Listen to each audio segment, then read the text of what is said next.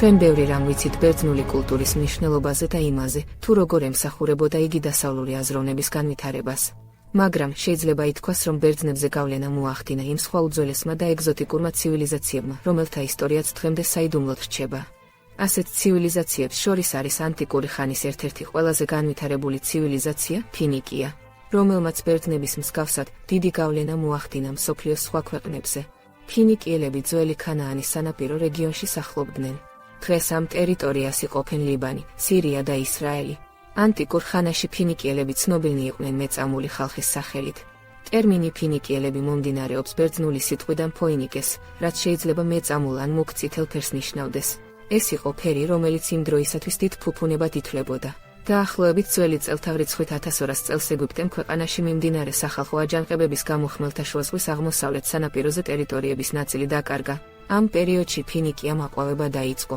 რეგიონში ძალაუფლების ვაკუუმმა ფინიკიელებს საშუალება მისცა საკუთარი სავაჭრო გზების ძიებასა და არმიის გაძლიერებაზე ეზრუნა. შუმერებისა და ბერძნების მსგავსად ფინიკიელებსაც მრავალი ქალაქ-სახელმწიფო ჰქონდათ.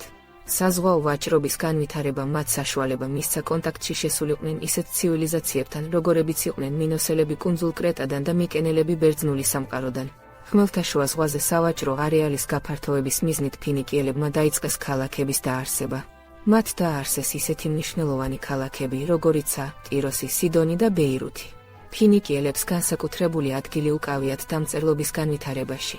მათ შექმნეს ანბანის მოდელი, რომელიც ყველა თანამედროვე ანბანის წინაპრად ითვლება. ამ ანბანს ფინიკიური ფონეტიკური ანბანი ეწოდება. ფინიკიურმა ანბანმა კრეტის გავლით მიაღწია საბერძნეთამდე. თავის მხრივ ბერძნებმა ფინიკიურ ანბანს ხმოვნები დაუმატეს და ბერძნული ანბანი შექმნეს. ფინიკიელები წარმატებით ვაჭრობდნენ ხე-ტყის მასალით, მონებით და მინით, მაგრამ მათი ყველაზე ძვირფასი პროდუქტი ტიროსული მეწამული იყო.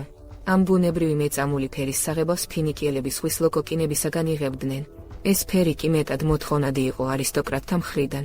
ტიროსული მეწამულის ღირებულებას არა მარტო მისი მშვენიერი ფერი წარმოადგენდა, არამედ ის, რომ დროთა განმავლობაში იგი არ ფერმკრთალდებოდა. პირიქით, იგი უფრო მშვენიერი ხდებოდა. ფინიკიელების შემოსავლის მნიშვნელოვან წყაროს ასევე წარმოადგენდა მაღალი ხარისხის ღვინო. მაგალითად, ცხელი კლიმატის გამო ეგვიპტეში მეღვინეობა არ იყო განვითარებული, შესაბამისად არც ღვინის ჭურჭელი ჰქონდათ. ამიტომ ისინი ფინიკიურ ღვინოსა და ჭურჭელში ოქროს იხდიდნენ. ფინიკიელები ფერადი მინისაგან ამზადებდნენ და ყიდდნენ სამკაულებსა და ქანდაკებებს, ასევე ვაჭრობდნენ ვერცხლით, სპილენძით, კალით და ბრინჯაოთი. ბაზარზე ამდენი სხვადასხვა პროდუქტით ვაჭრობის შედეგად ფინიკიელებმა დიდი სიმდიდრე დააგროვეს. ვაჭრობის ასეთი ტემპით განვითარება კი შესაძლებელი გახდა მათ მიერ შექმნილი საუკეთესო ხომალდების წყალობით. ფინიკიურ გალერებს ბირემებს უწოდებდნენ, რადგან მას ნიჩბების ორი რიგი ჰქონდა. მათ ასევე ჰქონდათ სამრიგიანი გალერები, რომელსაც ტრირერებს უწოდებდნენ. ფინიკიური ხომალდების მოდელები შემდეგში ბერძნებმა, ეგვიპტელებმა და ბოლოს კი რომაელებმაც გადაიღეს. ფინიკიელების რელიგია პოლითეისტური იყო. ისინი მრავალ ღმერთსა და ღვთაებას ეთაყვანებოდნენ, მაგრამ მიუხედავად იმისა, რომ ფინიკიელები საზღვაო ცივილიზაციის წარმომადგენლები იყვნენ, მათ სხვის ღვთაებები არ ჰყავდათ. ისინი რელიგიური დღესასწაულების დროს ღმერთებს მსხვერპლად ცხოველებს სწირავდნენ. ანტიკურ ხანაში ასეთი მსხვერპლშეწირვა თითქმის ყველა რეგიონში იყო გავრცელებული. თუმცა ფინიკიელები ღმერთებს მსხვერპლად ადამიანებს, მათ შორის ბავშვებსა და ახალშობილებსაც სწირავდნენ.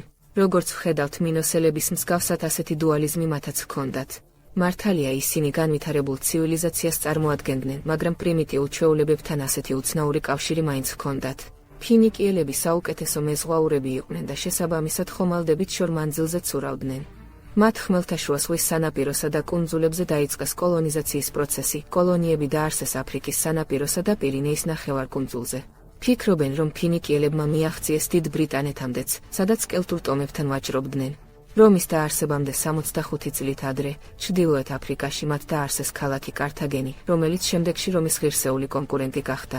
არსებობს თეორია, რომ ფინიკიელებმა თითქოს ატლანტის ოკეანეც გადაკვეთეს და ბრაზილიას მიაღწიეს, მაგრამ ეს თეორია უკვე უარყოფილია და გადაჭარბებულ ფანტაზიად მიიჩნევა. ფინიკიელები მოიხსენებიან ბიბლიაშიც.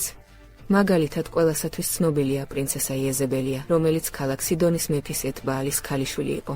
იგი ისრაელის მეფე ახაბზე დაქორწინდა და როგორც დედოფალი და როგორც ქურუმი დიდი გავლენით სარგებლობდა. ხოლო ელია წინასწარმეტყველისა და იესო ქრისტესათვის ფინიკია ისრაელის საზღვრებს გარეთ ის ადგილი იყო, სადაც პერიოდულად მიდიოდნენ საფიქრალად და სალოცავად. მიუხედავად სიმდიდრისა, ფინიკიელებს სუსტი მხარე მაინც ჰქონდათ, კერძოდ მათ არ ჰყავდათ ერთიანი სამხედრო ძალა. ამიტომ ძველი წელთაღრიცხვით 529 წელს ფინიკიელები სპარსეთის მეფე კიროს მეორე დიდმა ყოველგვარი გართულების გარეშე დაიპყრო. მართალია სპარსეთმა ფინიკიურ ქალაქებს ავტონომია შეუნარჩუნა, მაგრამ ამ ქალაქების მოსახლეობა მაინც გადასახლდა სპარსელთა მმართველობისგან შორს მდებარე ქალაქებში. მაგალითად, ქალაქი კართაგენი წარმოადგენდა სპარსელთაგან გამოქცეულ ფინიკიელთა თავშესაფარს.